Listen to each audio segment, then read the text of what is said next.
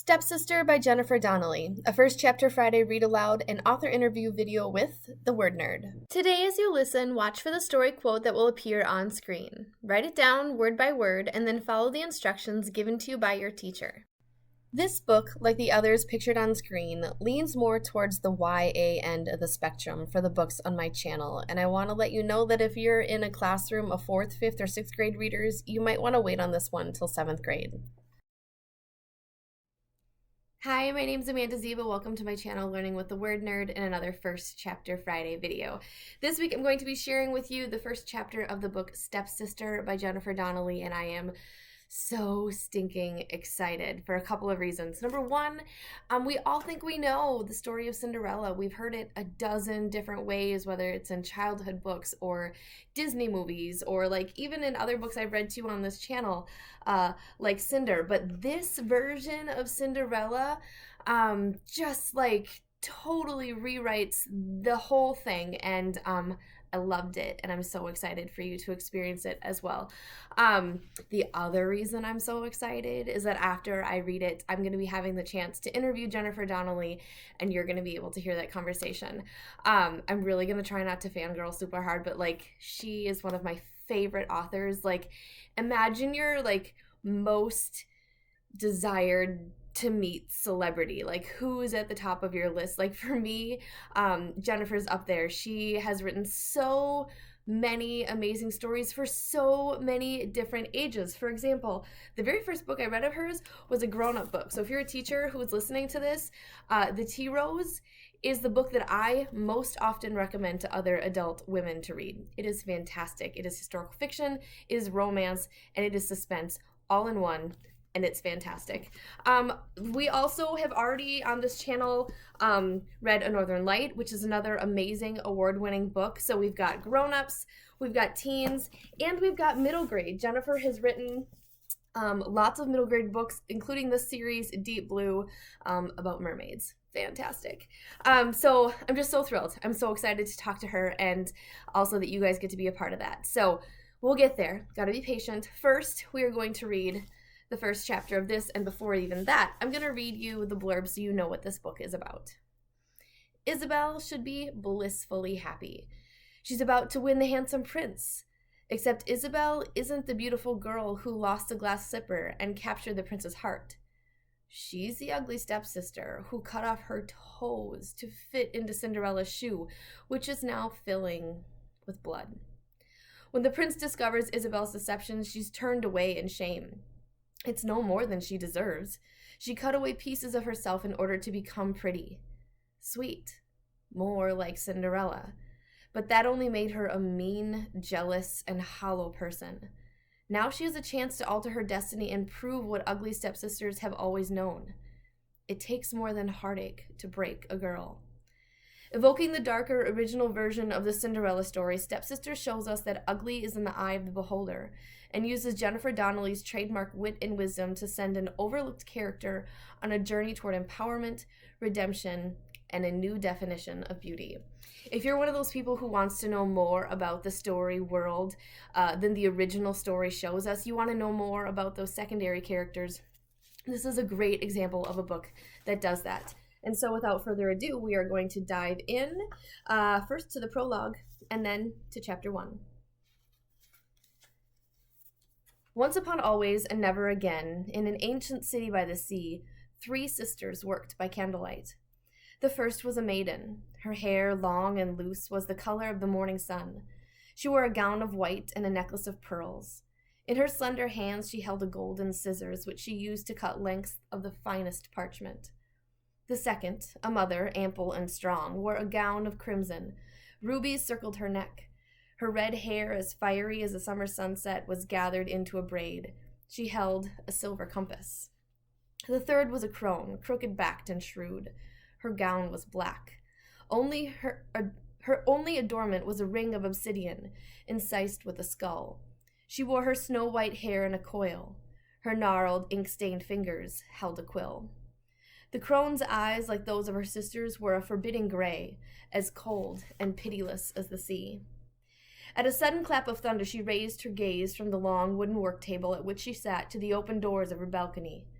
A storm howled down upon the city. Rain scoured the rooftops of his grand palazzos. Lightning split the night. From every church tower bells tolled a warning. "The water is rising," she said. "The city will flood. We are high above the water. It cannot touch us. It cannot stop us," said the mother. "Nothing can stop us," said the maiden. The crone's eyes narrowed. "He can." "The servants are watchful," said the mother. "He will not get in." "Perhaps he already has," said the crone. At this the mother and the maiden looked up. Their wary eyes darted around the cavernous room, but they saw no intruder, only their cloaked and hooded servants going about their tasks. Relieved, they returned to their work, but the crone remained watchful. Map-making was the sisters' trade, but no one ever came to buy their maps, for they could not be had at any price. Each was exquisitely drawn using feathers from a black swan. Each was sumptuously colored with inks mixed from indigo, gold, ground pearl, and other things far more difficult to procure. Each used time as its unit of measurement, not distance, for each map charted the course of a human life. "Roses rum in ruin," the crone muttered, sniffing the air. "Can you not smell him? Smell him!" "It's only the wind," soothed the mother. "It carries the scents of the city." Still muttering, the crone dipped her quill into an inkpot. Tapers flickered in the silver candelabra as she drew the landscapes of a life. A raven, coal-black and bright-eyed, roosted on the mantel. A tall clock in an ebony case stood against one wall. Its pendulum, a human skull, swung slowly back and forth, ticking away seconds, hours, years, lives. The room was shaped like a spider. The sisters' workspace in the center was a creature's body. Long rows of towering shelves led off the center like a spider's many legs. Glass doors that led out to the balcony were at one end of the room. A pair of carved wooden doors loomed at the other. The crone finished her map. She held a stick of red sealing wax and a candle flame, dripped it onto the bottom of the document, then pressed her ring into it. When the seal had hardened, she rolled the map, tied it with a black ribbon, and handed it to a servant. He disappeared down one of the rows to shelve the map, carrying a candle to light his way. That's when it happened. Another servant, head down, walked between the crone and the open balcony doors behind her. As he did, a gust of wind blew over him, filling the room with the rich scent of smoke and spices. The crone's nostrils flared, and she whirled around. "You there!" she cried, lunging at him. Her claw-like hand caught hold of his hood. It fell from his head, revealing a young man with amber eyes, dark skin, and long black braids. "Seize him!" she hissed. A dozen servants rushed at the man, but as they closed in, another gust blew out all the candles. By the time they had slammed the doors shut and relit the candles, all that remained of the man was his cloak, cast off and puddled on the floor. The crone paced back and forth, shouting at the servants. They poured down the dusty rows, their cloaks flying behind them, trying to flush the intruder out. A moment later, he burst from behind one of the shelves, skidding to a stop a few feet from the crone. He darted to the wooden doors and frantically tried the handle, but it was locked. Swearing under his breath, he turned to the three sisters, flashed a quicksilver smile, and swept them with a bow. He was dressed in a sky-blue frock coat, leather breeches, and tall boots. A gold ring dangled from one ear, a cutlass hung from his hip. His face was beautiful as daybreak, his smile as bewitching as midnight. His eyes promised the world and everything in it. But the sisters were unmoved by his beauty. One by one they spoke. "Luck," hissed the maiden. "Risk," the mother spat. "Hazard," snarled the crone. "I prefer chance. It has a nicer ring," the man said with a wink. "It's been a long time since you paid us a visit," said the crone. "I should drop by more often then," said Chance. "It's always a pleasure to visit the Fates. You're so spontaneous, so wild, so unpredictable. It's always a party, this place. A regular banacale. It's so much fun." A handful of servants spilled out from between the shelves, red-faced and winded. Chance pulled his cutlass from its scabbard. The blade glinted in the candlelight, and the servants stepped back. "Whose map have you stolen this time?" the crone asked. "What empress or general has begged your favor?" Still holding his cutlass in one hand, Chance drew a map from his coat with the other. He tugged the ribbon off with his teeth and then gave the parchment a shake. It unrolled and he held it up. As the three women stared at it, their expression changed from anger to confusion. "I see a house," The Maison de Lourdes, in the village of St. Michael, the crone said. It's the home of, said the matron. A girl. Isabelle de la Palme, the crone finished. Who? Asked the maiden. All this trouble for a mere girl? Asked the crone, regarding Chance closely. She's nothing. A nobody. She possesses neither beauty nor wit. She's selfish. Mean, even. Why her? Because I can't resist a challenge, Chance replied. He re-rolled the map with one hand, steadying it against his chest, then tucked it back inside his coat. And what girl wouldn't choose what I offer? He gestured at himself as if even he couldn't believe how irresistible he was. I'll give her the chance to change her path, the chance to make her own path. Fool, said the crone. You understand nothing of mortals. We fates map out their lives because they wish it. Mortals do not like uncertainty. They do not like change. Change is frightening. Change is painful. Change is a kiss in the dark, a rose in the snow, a wild road on a windy night, Chance countered. Monsters live in the dark. Roses die in the snow. Girls get lost on wild roads, the crone shouted back. But Chance would not be discouraged. He sheathed his cutlass and held out his hand, as if by magic a golden coin appeared in his fingers. I'll make you a bet, he said. You push me too far, the crone growled, fury gathering like a storm in her eyes. Chance flipped the coin at the crone, and she snatched it from the air and then slammed it down on the table. The storm broke. Do you think a coin can pay for what you set loose? She raged. A warlord rampages across France. Death reaps a harvest of bones. A kingdom totters.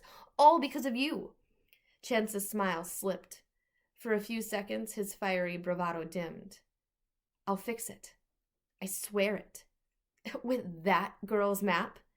She was brave once. She was good. Your head is even emptier than your promises, the crone said. Open the map again. Read it this time. See what becomes of her. Chance did so. His eyes followed the girl's path across the parchment. The breath went out of him as he saw its end. The blotches and hatches. The violent lines. His eyes sought the crone's. This ending, it can't be. Do you think you can still fix this? The crone mocked. Chance took a step toward her, his chin raised. I offer you a high stakes. If I lose this wager, I will never come to the palazzo again. And if I lose, you allow me to keep this map. Allow the girl to direct her own steps forevermore. I do not like those stakes, the crone said. She waved her hand, and her servants, who had been slowly edging closer to Chance, charged at him. Some were bearing cutlasses of their own now. Chance was trapped. Or so it seemed. There's no hope of escape. Give me back the map, the crone said, holding out her hand. There's always hope, Chance said, tucking the map back into his coat. He took a few running steps and launched himself into a flip and flew over the heads of the servants. He landed on the work table with the grace of a panther and ran down its length. When he reached the end, he jumped on the floor and sped to the balcony. You are caught now, rogue, the crone shouted after him. We're 3 stories high. What can you do? Leap across the canal? Even you are not that lucky. Chance wrenched open the balcony's doors, and leapt upon its railing. The rain had stopped, but the marble was still wet and slippery. His body pitched back and forth. His arms windmilled. Just as it looked as if he would surely fall, he managed to steady himself, balancing gingerly on his toes. The map. Now, the crone demanded. She had walked out onto the balcony and was only a few feet away from him. Her sisters joined her. Chance glanced back at the fates, then somersaulted into the air. The crone gasped. She rushed to the railing, her sisters right behind her, expecting to see him drowning in the swirling waters below. But he was not.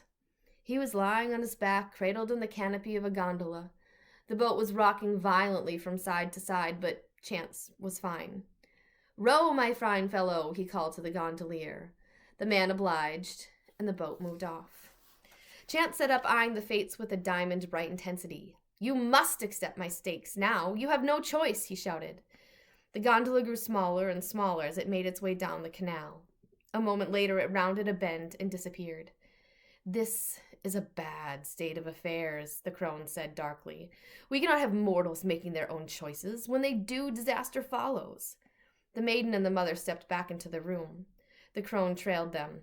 "Pack a trunk," she barked at a servant. "I'll need quills and inks." Her hand hovered over the bottles upon the table. She selected a deep ebony. "Fear, yes. Jealousy will be useful too," she said, reaching for a poisonous green. "Where are you going?" the maiden asked. "To the village of St. Michael," the crone replied. "You will stop chance from taking hold of the girl?" asked the mother. The crone smiled grimly. "No, I cannot. But I will do what we fates have always done. I will stop the girl from taking a hold of chance." Chapter 1. In the kitchen of a grand mansion, a girl sat clutching a knife. Her name was Isabelle. She was not pretty. She held the knife's blade over the flames of a fire burning in the hearth. Behind her, half sprawled, half conscious in another chair, was her sister, Octavia. Octavia's face was deathly pale. Her eyes were closed. The once white stocking covering her right foot was crimson with blood. Adelie, the sister's old nursemaid, peeled it off and gasped. Octavia's heel was gone. Blood dripped from the ugly wound where it used to be and pooled on the floor. Though she tried to hold it in, a moan of pain escaped her. "Hush, Tavi," Maman scolded her. "The prince will hear you. Just because your chances are ruined doesn't mean your sister's must be." Maman was the girl's mother. She was standing by the sink, rinsing blood out of a glass slipper. The prince had come searching for the one who'd worn it. He danced all night with a beautiful girl at a masquerade ball 3 days ago and had fallen in love with her. But at the stroke of midnight, the girl had run away, leaving only a glass slipper behind. He would marry the girl who'd worn it, he vowed. She and no other. Maman was determined that one of her daughters would be that girl. She'd greeted the royal party in the foyer and requested that Isabelle and Octavia be allowed to try the slipper on in privacy in deference to their maidenly modesty. The prince had agreed. The Grand Duke had held out a velvet pillow. Maman had carefully lifted the slipper off it and carried it into the kitchen. Her daughters had followed her. "We should have heated the blade for Tavi," Maman fretted now. "Why didn't I think of it? Heat sears the vessels. It stops the bleeding." "Ah, well, it will go better for you, Isabelle." Isabelle swallowed. "But, Mamma, how will I walk?" she asked in a small voice. "Silly girl, you won't walk. You will ride in a golden carriage. Servants will lift you in and out." Flames licked the silver blade. It grew red. Isabelle's eyes grew large with fear. She thought of a stallion, lost to her now, that she had once loved. "But, Maman, how will I gallop through the forest?" "It is time to put aside childish pursuits," Maman said, drying the slipper. "I've bankrupted myself trying to attract suitors for you and your sister. Pretty gowns and fine jewels cost a fortune. A girl's only hope in life is to make a good marriage, and there's no finer match than the Prince of France." "I can't do it," Isabelle whispered. "I can't." Maman put down the glass slipper. She walked to the hearth, took Isabelle's face in her hands. "Listen to me, child, and listen well. Love is pain. Love is sacrifice. The sooner you learn that, the better." Isabelle squeezed her eyes shut. She shook her head. Maman released her. She was silent for a bit, but when she finally spoke again, her voice was cold, but her words were scalding. "You are ugly, Isabelle. Dull, lumpy as a dumpling. I couldn't even convince the schoolmaster's knock-kneed clod of a son to marry you. Now a prince waits on the other side of that door. A prince, Isabelle.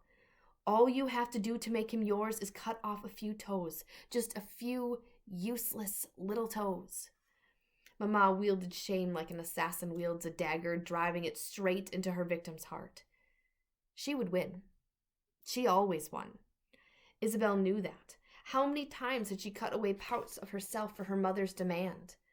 The part that laughed too loudly, that rode too fast and jumped too high, the part that wished for a second helping, more gravy, a bigger slice of cake. "If I marry the prince, I will be a princess," Isabelle thought, "and one day a queen, and no one will dare call me ugly, ever again." She opened her eyes. "Good girl. Be brave. Be quick," Maman said. "Cut at the joint." Isabelle pulled the blade from the flames and tried to forget the rest.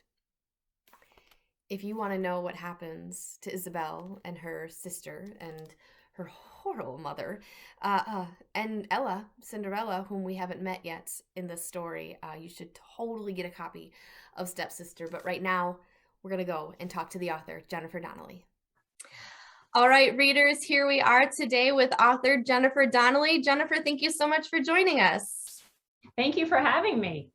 I'm really excited to hear what you have to say about Stepsister and a few other things. So we're just going to dive right in. The first question I have for you is, what is it like to write about characters that everybody thinks they already know? Is that, was it helpful at times? Was it like a curse at sometimes? Tell us a little bit about it. It's an interesting question. It's a really good question. And I put myself in that group of readers who think, they know these characters. We all think we know these characters. We've heard these stories since we were tiny, tiny kids. So I would say it's challenging. You want to represent that character, in a way that we all understand. We all have these common sort of understandings about, for example, Cinderella. We know she went to a ball. We know she fell in love with the prince. He fell in love with her. She ran away. She lost the shoe. So I don't want to change any of those, that the backbone of that story. But what I want to do as a writer is to dig into the character and present him or her as something more than one dimensional, not just the pretty girl, not just the ugly stepsister, not just the evil queen, but dig in deep and find out, is there more to you, Cinderella? Were you as good as we all think you were and uncomplaining and long suffering, or were you a human being with flaws? Is there something more to you, ugly stepsisters? What made you ugly? What's your backstory? People don't just wake up one day and be mean and cruel and horrible. Something makes them that way. It's a long process. And same for the evil queen in Snow White. What was her backstory? What made her the way, that she was? So it's this sort of curiosity and these questions I've had since I was little and first heard the story that I want answers to. Yeah, super interesting. I love that. I love that questions lead the story. Another question that I have is that this story is told from multiple perspectives, and it just switches, from chapter to chapter. Sometimes we hear from Isabelle, and sometimes we see through the fates, and sometimes we see through chance. How did you decide who was going to tell what part of the story? Was that like a conscious plan and thought, or is that just kind of the way it came out? It's both, actually. It's, what is the story going to be? What are the beats? What are the what is the rhythm of it? What information do I need to get across, and who do I need to tell that? Obviously, when we're talking about Chance's motivations, Chance needs to tell that, and Fate comes into play because she challenges him on his BS several times. Obviously, if it's Isabelle's part of the story, we're going to see her and her feelings and what she thinks, but then we might swerve to somebody else who has a different perspective on Isabelle, which can give us a fuller picture. So I've never written music, so maybe I kind of don't know what I'm talking about here, but I feel that it's a musical discipline, if you will, that you're listening all the time, and you're listening for rhythms, and you don't want the oboes to talk too much, you don't want the trombones to talk too much, you want this evenness and this balance and this sort of movement of strength and drama, and then going quiet again, to sort of carry you through like a good song will carry you through. That's a really interesting way of thinking about it. I hadn't heard it that way, but it totally makes sense. I was doing a little bit of digging on your website and saw that you were reclaiming a piece of property near your house, an old barn, and then you were going to turn it into your writing office. And I'm curious, one, how is that project going? And two, what are some must-haves for your writing environment? When you sit down to work, what do you need to have? It's going not at all well. It is, as I'm sure you know, and many people know who are undertaking projects, it's so hard to find a contractor right now. And, building materials, the costs have doubled, if not tripled. Everyone's so busy. So it's really, really slow. We have a good plan. We may have a contractor lined up. I hope so. And I hope that we'll get going in 2022, but right now it's stalled out. Oh no. Okay, well, it's my writing studio. I'm renting a lovely office in the meantime. I'm quite happy there, but I'm eager to get this thing going. And as far as sort of what I need around me, I need to be warm. That's first of all. I need to feel warm and cozy in my den. I usually have to have a cup of tea, a snack. I need all my books and papers around me. I need to know if I'm, if I need a piece of information, if I need to check something, I can sort of have it right at my fingertips. And that all sort of makes me feel very warm and supported and able to sit down and do that hard work of creating. Yeah, that's great. Having your fuel near you, having the tools you need, because writing is hard enough in and of itself. If we don't have the stuff we need near us, it makes it even more difficult. Exactly. And I need a good window to look out of since I do a lot of that during the day. Yeah, that's a good point. I can appreciate the warm. I'm in Wisconsin and it is negative temperatures this week. Oh So God. heater, slippers, scarf. Yeah, I Yeah. get that. Long underwear, all of it. I'm in New York and it's maybe not quite as bad as Wisconsin, but it's not balmy. Not balmy, no. No, we gotta wait to July for that. Yeah, exactly. Okay, the next question I want to ask you is about the different ages that you write for. So I mentioned in an earlier part of the video that you weren't in, that you write for adults, you write for teens, you write for middle grade. How do you decide what age a project is for? Like if you get an idea, do you immediately know like, oh, this is going to be a middle grade idea or this is an adult idea? And also like a second caveat to that question is, if you have multiple ideas, because I know that there are young writers listening to this who are like, I have so many story ideas. How do you pick the next one that you're going to write? Well, to answer the first one, how do I decide between sort of what's going to be young adult or a middle grade or an adult? The story kind of determines that and sort of who I want to talk to in that story. So for Stepsister, that was young adult, and that came about very much because I have a teenage daughter. And I was sort of watching her, she's 18 now, but watching her as a younger teenager and still trying to navigate, this very tricky world of ours that places so much emphasis on how you look and standards of beauty, and trying to watch her navigate that with social media. That was a challenge that I did not have as a teenage girl. It was hard enough, but I didn't have this pressure of likes and follows and rates and comments and all of that. And it just seems to me to be, squashing teenagers. So with Stepsister, I wanted to push back at that, and I wanted to give kids tools to say, wait a minute, why are you telling me what's beautiful? I should be deciding what's beautiful for myself, and I should be able to express my own beauty and find beauty within myself. So it's with books like Stepsister, with books like A Northern Light, it's me wanting to, just to sit down, kids, teenagers, it's such a tricky age, and say to them, follow your own path, follow your own voice. It's sometimes a very hard thing to do in our world with so many competing voices shouting at you all the time and telling you how to be and who to be and what to be. So I want kids to just be still, be quiet, push all that stuff out and listen to that voice inside and really believe in that voice inside, because it won't lead you astray. So that's part of that answer. I think your other part of the question was, oh gosh, what was that? How do you decide which next project you want to work on? So if you've got a lot of ideas, like how do you help decide? And maybe it's not up to you. Maybe it pretty much is up to me, but it's very hard because I do have a lot of ideas crashing, in my head, and I have a lot of characters that pop up, and I get very excited about, what feels like the beginning of a story or the beginning of an idea, and they all become very noisy children who are all like clamoring and vying for attention, and I have to tell them, get into line, one at a time. I have to write one at a time. But while I'm writing one, I'm already thinking of 2 and 3, sort of gathering the info, the research, any books that I need, nonfiction books for research. And it's exciting. It's wonderful to have ideas. It's why I get up in the morning. Yeah. I always tell people I have more ideas than time to write them all. So I can relate to that. All right. Well, the last question I have for you is, what is your favorite part of being an author? Oh, it's just, it's writing stories. As simplistic as that sounds, I feel so incredibly fortunate to be able to get up and do what I love to do every single day of my life, which is create stories and spend time with my amazing characters and, get to talk to them and coax them and sort of plead with them to share their stories with me and their motivations and what made them. And then hopefully get those stories down in a compelling and artful way on paper. But it's wonderful. I love my job. I love getting to write. I hope I always write. I think I'll write, people are always saying, when are you going to retire? Never. I want to, write until I'm in the coffin, basically. I really love what I do. It's a joy and a pleasure to be able to get to do it, and a privilege. That's awesome. I love that.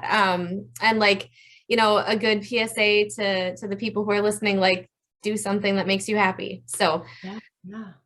What can we expect next from you? What are you working on right now? And where can people connect with you if they'd like to learn more? Sure. I'm working on the third in what's going to be a fairy tale trilogy, and I can't tell you the subject yet or what it's about. We don't have a release date yet, but I'm really excited. I'm about halfway through that awful first draft, which is a struggle. First drafts always are. Very excited about it. Can't wait to talk about it, and have some other ideas in the pipeline for when that's done. But right now, all the energy is going to that. Yes, good. And where can readers best connect with you? People can find me on Instagram, Twitter, Facebook under Jen Writes Books, and also on my website, jenniferdonnelly.com. Awesome. Well, I will make sure to link all of those in the description box of the video. But thank you so much for joining us and chatting with us today. We're so grateful for your time and for your stories. Thank you guys so much for having me. It was my pleasure. All right. See ya. Bye-bye. To continue reading Stepsister by Jennifer Donnelly, pick up a copy from your school library, local indie bookstore, or if you can't find it there, purchase it via the link in the description box. Then make sure you check out the rest of the First Chapter Friday playlist. I have tons of great middle grade and YA stories waiting for you. Today's mystery quote says, "The wolves in the woods have sharp teeth and long claws, but it's the wolf inside you who will tear you apart." Please like this video and subscribe so you can stay connected for more great First Chapter Friday videos and other videos you can use in your classroom. Happy reading!